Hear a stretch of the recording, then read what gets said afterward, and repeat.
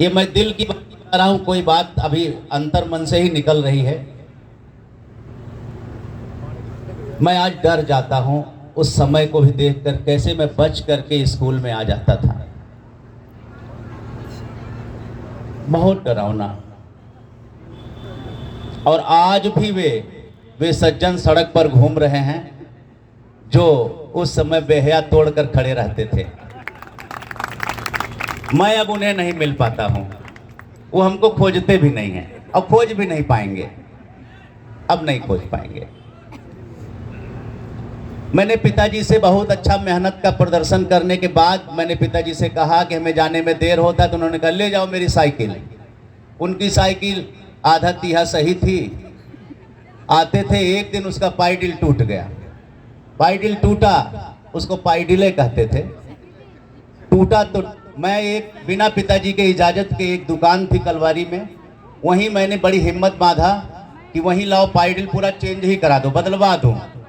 उनने पता नहीं कितना हमको अच्छा माना, वो बदल दिए, पर मेरे पास पैसा ही नहीं था। अगले दिन से वो हमारा रास्ता देखने लगे कि वो आएगा लड़का, चूँकि उसका उधार पे वैसे अब वो है तो वो उनका लड़का, लेकिन पैसा तो उसी से लेना है। हम कम से कम 15 दिन वो कलवारी चौराहे का रास्ता में बदल दिए। हम पड़री होकर के आते थे इधर, पड़री यही पीछे वो शॉर्टकट एक बनाया था रास्ता। 15 दिन में वैसे आया और कक्षा नहीं छोड़ा।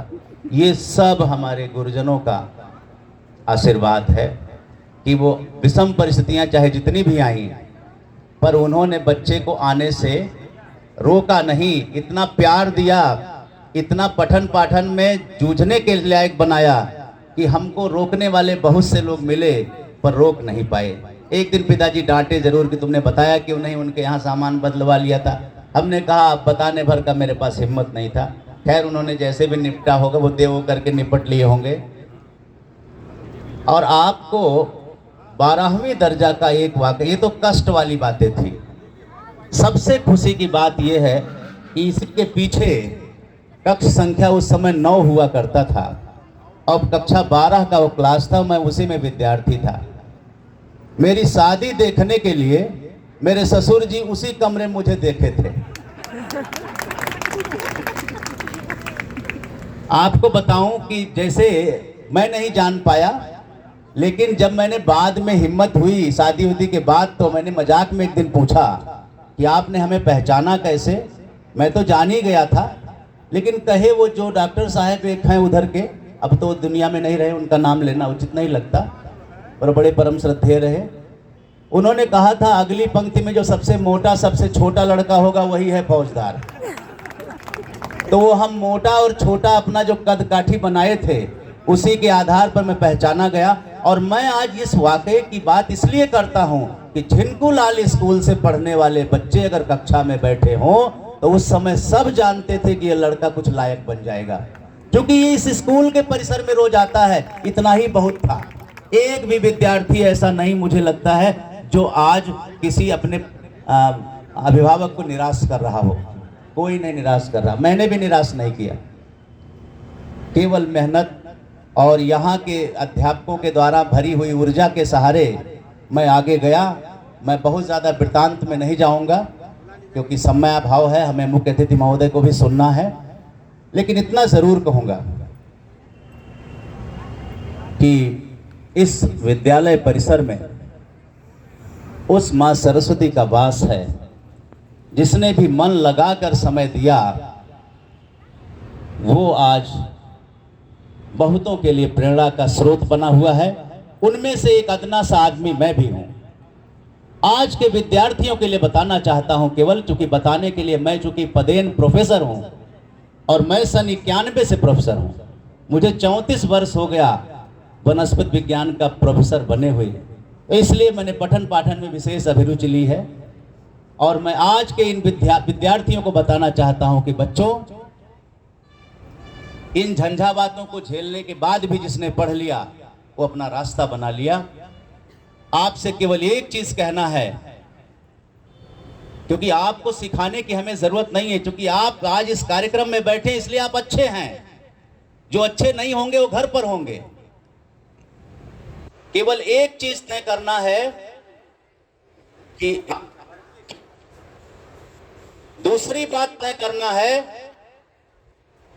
कि आप पढ़ते किस मन से हैं, और तीसरी बात याद करना है कि आपका गुरुजनों के प्रति कितना स्नेह है और कितना सम्मान है।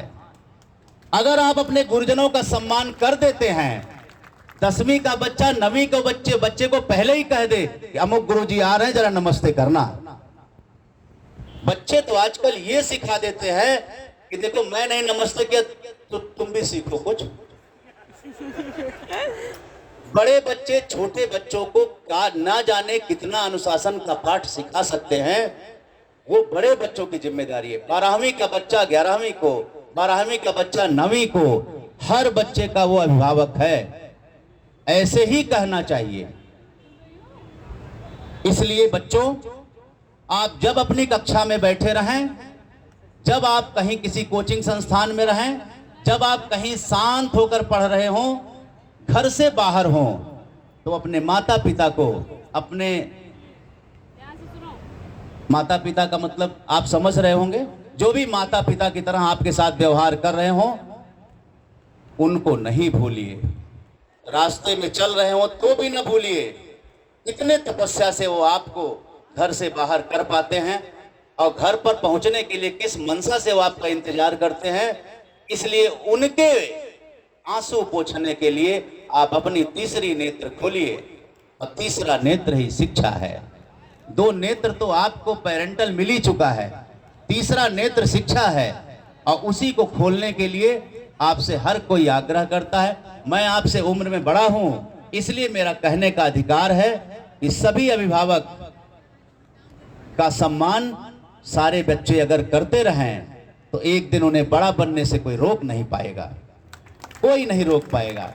मैं कौन होता हूं खुद, मेरा तो कुछ इतनी क्षमता भी नहीं है। लोग कहते हैं महाविद्यालय खुल जाता है, ये हो जाता है, वो हो जाता है, ठीक है, लेकिन हम यहाँ के बड़े दिल वाले प्रबंधक जी का और यहाँ के एक कुशल प्राचार्य का सानिध्य जो विद्यालय को देख रहा हूं, मैं भी कुछ सीखने को पा रहा हूं।